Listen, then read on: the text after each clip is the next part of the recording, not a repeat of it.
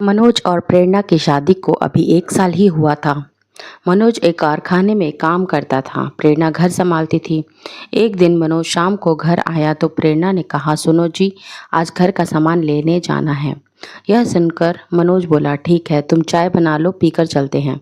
प्रेरणा चाय बनाकर लाई। दोनों चाय पीकर सामान लेने निकल पड़े। अंधेरा हो गया था। मनोज प्रेरणा को साइकिल पर बिठाकर बाजार में पहुंच जाता है। सारा सामान खरीद कर दोनों वापस चल देते हैं। अभी कुछ ही दूर गए थे कि साइकिल का टायर पंचर हो जाता है। दोनों साइकिल से उतरकर पैदल चलने लगते हैं। सर्दी का समय था, रात को पूरा रास्ता सुनसान पड़ा था। प्रेरणा ने कहा, मनोज, मुझे डर लग रहा है, यहाँ कोई भी नहीं है और हमारी साइकिल भी पंचर हो गई है। प्रेरणा की बात सुनकर मनोज हंसने लगा।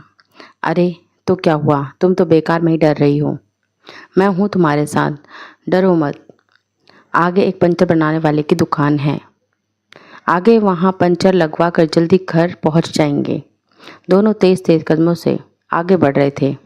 अचानक प्रेरणा के बालों के पास से एक तेज हवा का झोंका गुजर जाता है, जिससे प्रेरणा रुक कर इधर उधर देखने लगती है। मनोज उसे देखकर कहता है, क्या हुआ, रुक कैसे गई? जल्दी चलो। प्रेरणा मनोज का हाथ कसकर पकड़ लेती है। मनोज, यहाँ कोई है। अभी अभी मुझे ऐसा लगा जैसे मेरे पीछे से कोई मुझे छू कर निकला है।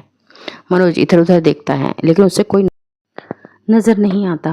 वह कहता है, प्रेरणा, कोई नहीं है, चलो। दोनों तेजी से कदम बढ़ा रहे थे, तभी उन्हें कुछ आवाज़ें सुनाई देने लगती हैं। ये आवाज़ें साइड में खड़े पेड़ों के पीछे से आ रही थी। इस बार मनोज भी थोड़ा डर जाता है। तभी अचानक लाइट चली जाती है। स्ट्रीट लाइट बंद होते ही चारों ओर घना अंधेरा पसर जाता है। प्रेरणा की तो चीख निकल जाती है। वह हाथ से टटोल कर मनोज का हाथ पकड़ने की कोशिश करती है, लेकिन उसे मनोज कहीं दिखाई नहीं देता। प्रेरणा वहीं रुककर अंधेरे में मनोज को देखने की कोशिश करती है। प्रेरणा बुरी तरह डर जाती है। वह 2 कदम आगे बढ़ाती है, लेकिन यह क्या, वह किसी चीज़ से टकरा कर गिर जाती है। गिरते ही प्रेरणा की कोहनी से खून निकलने लगता है। इसकी परवाह करे बगैर वह मनोज मनोज चिल्ला रही थी। वह उस चीज़ को जिससे वह टकरा कर गिरी थी डरोलती है। यह क्या, यह तो मनोज की साइकिल गिरी पड़ी थी। प्रेरणा बहुत घबरा जाती है। वह उठकर खड़ी हो जाती है। मनोज, कहाँ हो तुम? मेरे पास आओ, मुझे बहुत डर लग रहा है। लेकिन मनोज की ओर से कोई जवाब नहीं आता। कुछ ही देर में लाइट वापस आ जाती है। तेज़ रोशनी में प्रेरणा देखती है कि उसके पास ही साइकिल गिरी पड़ी थी। साइकिल पर टंगे हुए दोनों थैले भी गिर गए थे। कुछ सामान इधर उधर बिखर गया था। मनोज का कहीं अता पता नहीं था। प्रेरणा मनोज को पुकारती हुई चारों ओर बेतहाशा भाग रही थी। मनोज, मनोज, कहाँ हो तुम? मुझे बहुत डर लग रहा है। लेकिन सब बेकार। वह सड़क के किनारे बैठे बैठे कर रोने लगी। वह नीचे सिर झुकाए बैठी थी। तभी किसी ने उसके कंधे पर हाथ रखा। प्रेरणा ने पलट कर देखा। उसके बराबर में मनोज खड़ा था। मनोज, तुम कहाँ चले गए थे? मैं कब से तुम्हें पुकार रही हूँ। जानते हो मैं कितना परेशान हो गई थी। प्रेरणा खड़ी हुई और मनोज से लिपट गई, लेकिन मनोज ने कोई जवाब नहीं दिया। उसने प्रेरणा को अपने से अलग किया और बोला, चलो घर चलते हैं। मनोज ने साइकिल को सीधा किया, उस पर बचे हुए सामान का थैला टांगा और घर की ओर चल दिया। प्रेरणा को उसका व्यवहार कुछ बदला हुआ नजर आ रहा था। प्रेरणा उसके पीछे पीछे चल रही थी। प्रेरणा के मन में कई सवाल उमड़ रहे थे। मनोज कहाँ गया था? वह इतने गुस्से में क्यों है? उसने मुझसे अच्छे से बात भी नहीं की और अब वह किसी बात का जवाब भी नहीं दे रहा है। रास्ते में प्रेरणा ने कई बार मनोज से सवाल किए, लेकिन मनोज चुपचाप सिर झुकाए चला जा रहा था, जैसे उसे प्रेरणा से कोई मतलब नहीं था। मनोज के इस व्यवहार से प्रेरणा बहुत परेशान हो गई थी। घर पहुंचकर प्रेरणा किचन में खाना बनाने चली गई। मनोज अपने कमरे में जाकर सो गया। प्रेरणा उसके लिए खाना बनाकर लाई, लेकिन उसने दरवाज़ा नहीं खोला। काफ़ी आवाज़ें देने पर भी जब वह नहीं जगा तो प्रेरणा बाहर ही एक चादर बिछाकर सो गई। सुबह प्रेरणा ने मनोज से बात करने की कोशिश की तो वह गुस्से में बोला, मैं तुझसे नफरत करता हूँ, दूर रह मुझसे। मनोज की आंखें लाल अंगारे की तरह दहक रही थी। प्रेरणा बहुत डर गई। उसने कुछ नहीं कहा। मनोज अपने काम पर चला गया। धीरे धीरे मनोज का व्यवहार बदलता जा रहा था।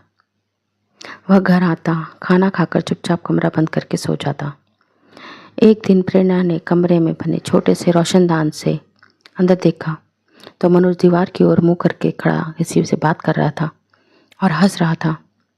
मनोज को जब प्रेरणा ने सारी बात बताई तो उसे यकीन नहीं हुआ था कि उसने प्रेरणा के साथ ऐसा व्यवहार किया था। मनोज बार बार प्रेरणा से माफ़ी मांगता था। वह अपने किए पर पछता रहा था। ऐसे ही समय बीत रहा था। दोनों सब कुछ भूलकर अपनी ज़िंदगी में व्यस्त हो गए। तभी कुछ ऐसा होता है जिसकी उम्मीद न तो प्रेरणा को थी न मनोज को। एक दिन प्रेरणा कपड़े धोने के लिए मनोज के जेब चेक कर रही थी।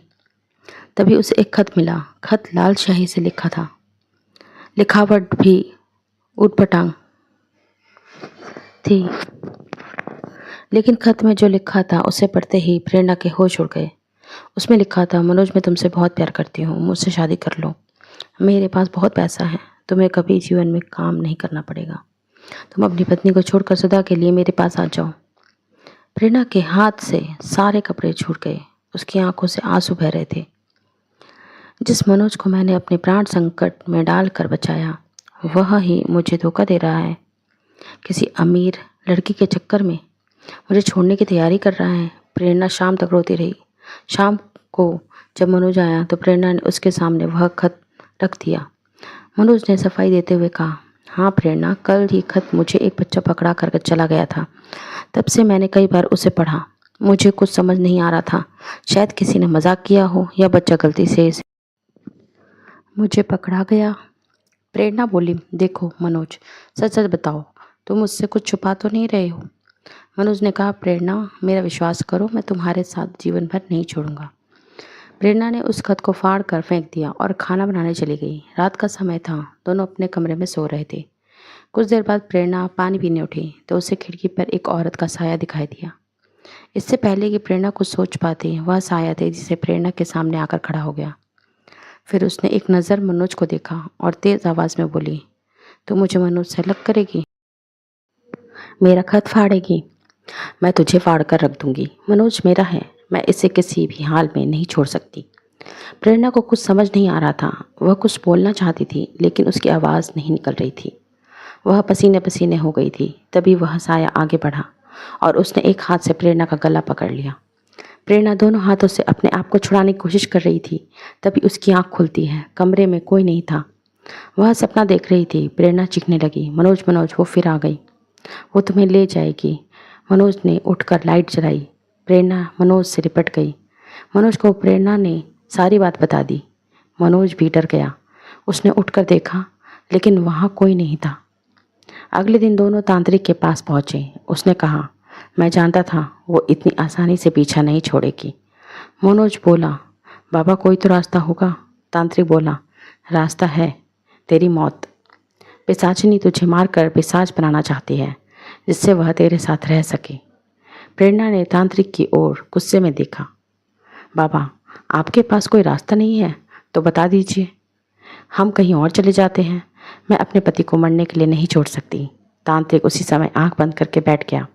कुछ देर बाद बोला, तुझे केवल एक ही तरीके से बचाया जा सकता है, वह है उस पिशाचिनी को धोखा देकर। मनोज बोला, लेकिन कैसे बाबा, कैसे धोखा देंगे उसे? तांत्रिक ने आगे कहना शुरू किया, तुझे यह दिखाना होगा कि तू उसके प्यार में पागल हो चुका है और अपनी पत्नी को छोड़ना चाहता है, लेकिन वह तुझे नहीं छोड़ रही है। ऐसे में वह प्रेरणा पर हमला करेगी। उसी समय हम उसे भस्म कर देंगे। प्रेरणा बोली, ठीक है बाबा, आप तैयारी कीजिए, मैं तैयार हूँ। मनोज यह सुनकर गुस्से में बोला, नहीं बाबा, कोई और रास्ता बताइए। इस बार भी हम चूक गए तो वह प्रेरणा को मार देगी। तांत्रिक ने कहा, बेटा तू उसकी चिंता मत कर, इससे कुछ नहीं होगा। इस बार मैं ऐसा जाल बिछाऊंगा कि वह बच नहीं पाएगी। जैसा तांत्रिक ने बताया था मनोज ने वैसा ही किया। वह उसी सुनसान सड़क पर पहुंचकर पिशाचिनी को बुलाने लगा। मनोज बुरी तरह से रो रो कर उसे बुला रहा था। कहाँ हो तुम? मैं तुमसे प्यार करने लगा हूँ। मुझे पता है तुम भी मुझसे प्यार करती हो। मेरे पास आओ। कुछ ही देर में तेज़ हवा चलने लगी और मनोज को एहसास हुआ कि उसके पीछे कोई खड़ा है। पीछे काफ़ी सुंदर खूबसूरत लड़की खड़ी थी। वह बोली, तुम मुझसे प्यार करते हो? यह सुनकर बहुत खुशी हुई। चलो हम एक दुनिया बसाएंगे। मनोज बहुत डर गया था, लेकिन वह इतनी सुंदर थी कि एक बार मनोज भूल गया कि यह इंसान नहीं है। वह बोला, मेरी पत्नी मेरा पीछा नहीं छोड़ेगी। वह बोली, तुम उसकी चिंता मत करो, मैं उसे मार दूंगी। मनोज ने कहा, कब मारोगी? यह सुनकर पिशाचिनी हंसने लगी। उसके हंसने में मनोज खो गया। ऐसा लग रहा था जैसे वह सच में उससे प्यार करने लगा हो।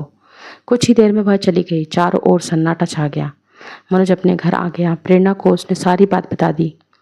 मनोज एक सुंदर लड़की से बात करके आया था। उसकी हंसी उसके दिलो दिमाग पर छा चुकी थी। मनोज जब सोने के लिए लेटा तो उसे नींद नहीं आ रही थी। रह रहकर उसका ख्याल उसे परेशान कर रहा था। अगले दिन जब मनोज काम पर चला गया, प्रेरणा तांत्रिक के पास गई। तांत्रिक ने कहा, तेरा पति खुद उसके प्यार में पड़ गया। अब मैं क्या कर सकता हूँ? वह उसके वश में हो गया है। तांत्रिक ने मंत्र सिद्ध करके एक माला प्रेरणा को दी और कहा, बेटी, इसमें मेरी शक्तियाँ छुपी हुई हैं। बस इसे कभी अपने से अलग मत करना। जब भी पिशाचनी तुझ पर वार करेगी, खुद भस्म हो जाएगी। प्रेरणा ने घर आकर मनोज को सारी बात बताई, लेकिन मनोज ने इसे एकदम झुठला दिया। 2 दिन बाद वही हुआ जिसका डर था।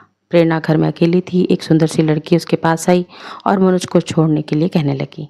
प्रेरणा समझ चुकी थी कि यह वही पिशाचनी है। पिशाचनी ने प्रेरणा पर वार करने के लिए जैसे ही हाथ उठाया, मनोज पीछे से आया और उसने इशारे से पिशाचनी को मना कर दिया। फिर मनोज ने प्रेरणा की पीठ में चाकू से वार कर दिए। प्रेरणा घायल होकर गिर पड़ी। उसने देखा मनोज और पिशाचनी दोनों ठहाका मारकर हंस रहे थे।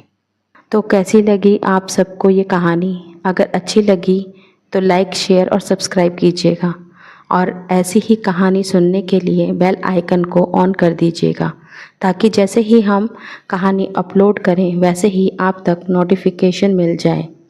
फिर मिलती हूँ एक नई कहानी के साथ। तब तक के लिए बाय बाय। Thank you.